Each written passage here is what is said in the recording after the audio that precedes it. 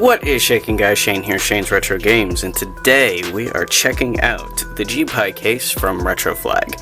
Finally got my hands on one of these, and so far I really like it and it's pretty cool. So, pick this up off of Amazon. You can pick these up for, I believe it's $69, $99, $70, whatever. And it will come in this lovely box. Hopefully yours will not be crunched like mine was, but fortunately everything came okay. You will get your GPi case here, and it comes with a few other little doodads.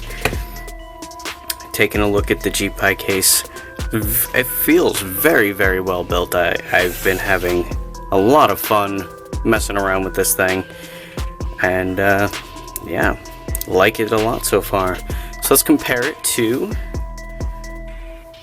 my Game Boy Zero build here. You can see very, very similar design, almost exactly the same, honestly. Clearly just a bit smaller. So, taking a tour around this thing here. Zoom in a little bit. There we go. Focus. Alright, as you can see, we got our 4 face buttons. Start, select, D-pad. Got wheel for controlling brightness. Got a power jack. Now this just powers the device. It does not charge anything. Got our power switch. Your SD card port. Your volume control. Headphone jack. In the back here, we are running from 3 AAA batteries, or AA batteries, Jesus.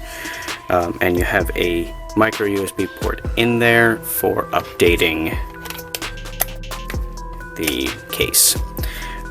Now everything is controlled in here. Now unfortunately you can't, just throw in a Game Boy cart in here, but will you focus? But with this, you really won't need a Game Boy case. All you will need is a Raspberry Pi W or Pi Zero, Pi Zero or Pi Zero W. Go me. It's fairly simple to put together. Just got your 4 screws here. It just pops out like so. So as you can see here, come on. As you can see here, we got our Pi Zero W. It's probably the one you want to get because otherwise you have to set up the Pi before you install everything. Connects to this board here, the little micro USB cable, and then it has these spring-loaded pins that connect to the GPIO pins. Very, very cool little design here. While it is fairly simple to put together and to figure out, I would not say it's necessarily idiot-proof, because you do have to set up the SD card and get everything running on here, and you really, really want to make sure you put in the safe shutdown script.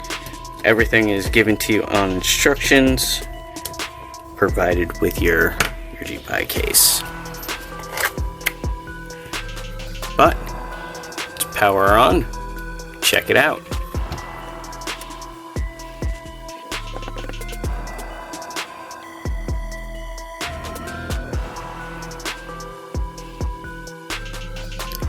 There we go. As you can see, it does take a moment for everything to load up, but once it does, you got tons of games in your hands here.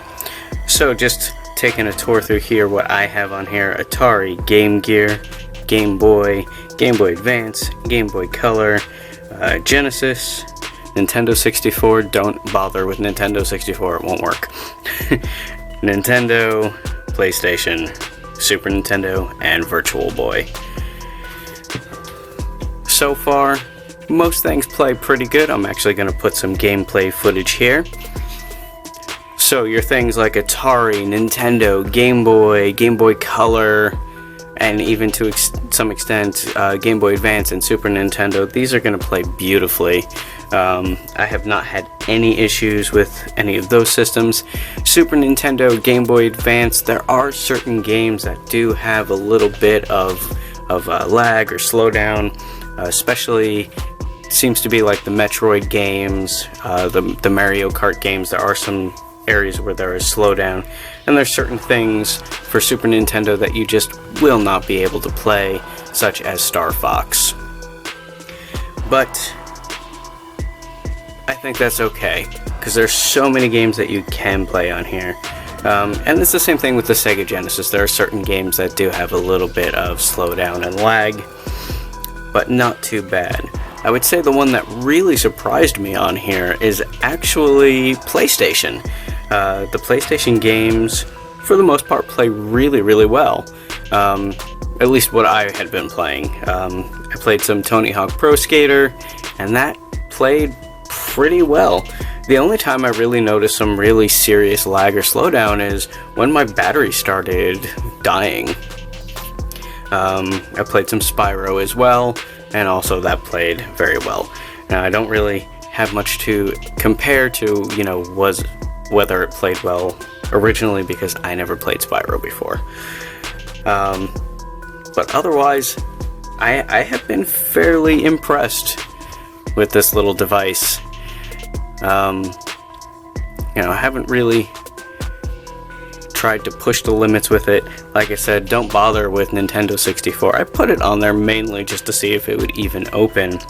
I did get it to open Pokemon Puzzle League, but I couldn't get it to actually play Pokemon Puzzle League.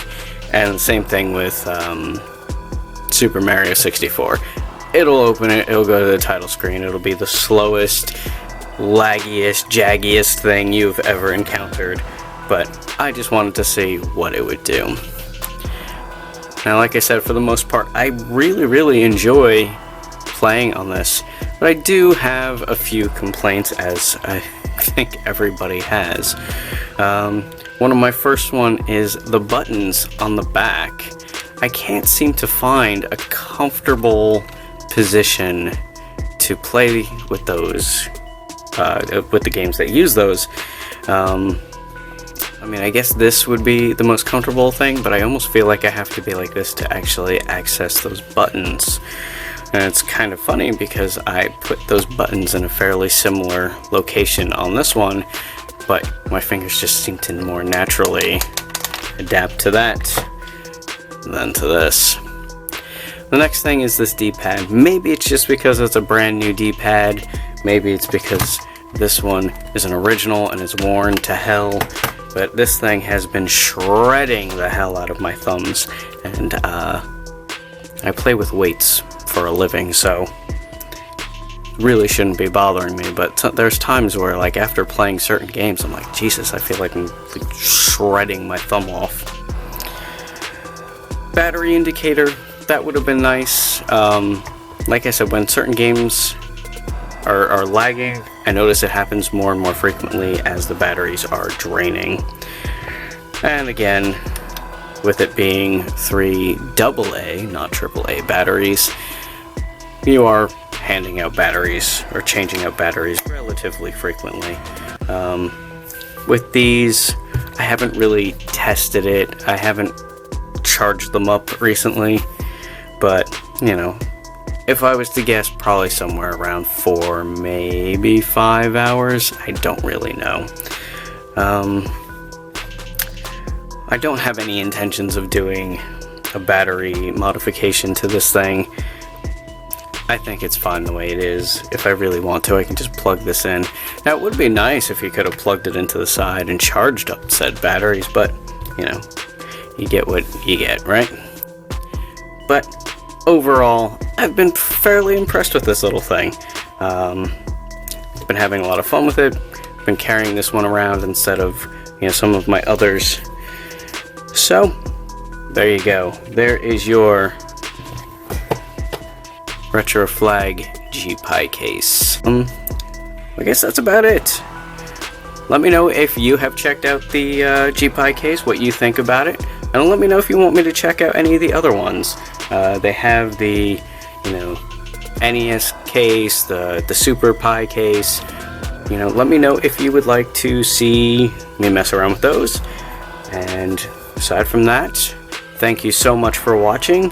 If you like this video, please do me a favor and give it a like, comment, share, subscribe, all that good stuff. And I will see you next time.